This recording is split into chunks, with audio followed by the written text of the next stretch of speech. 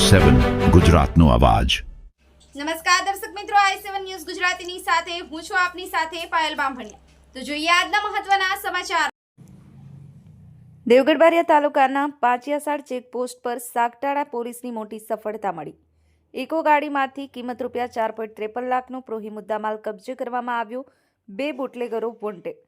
મળતી માહિતી મુજબ દાહોદ જિલ્લાના સાગટાળા વિસ્તારમાં પાંચિયાસાડ ચેકપોસ્ટ પાસે ભારતીય બનાવટી વિદેશી દારૂના મોટા જથ્થા ઇકો પકડી પાડી અને પ્રોહિબિશન ક્ષેત્રે નોંધપાત્ર કેસ કરી કાર્યવાહી હાથ ધરવામાં આવી છે, જેમાં રૂપિયા 2,53,200ના દારૂ તથા કિંમત રૂપિયા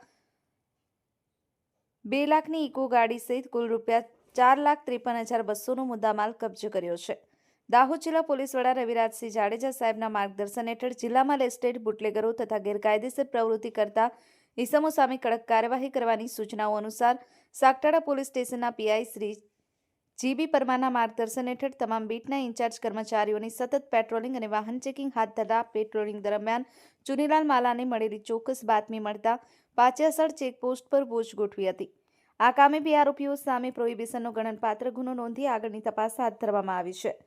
મોહનભાઈ વણકર, i7 ન્યૂઝ ગુજરાતી, દેવગઢ બારિયા।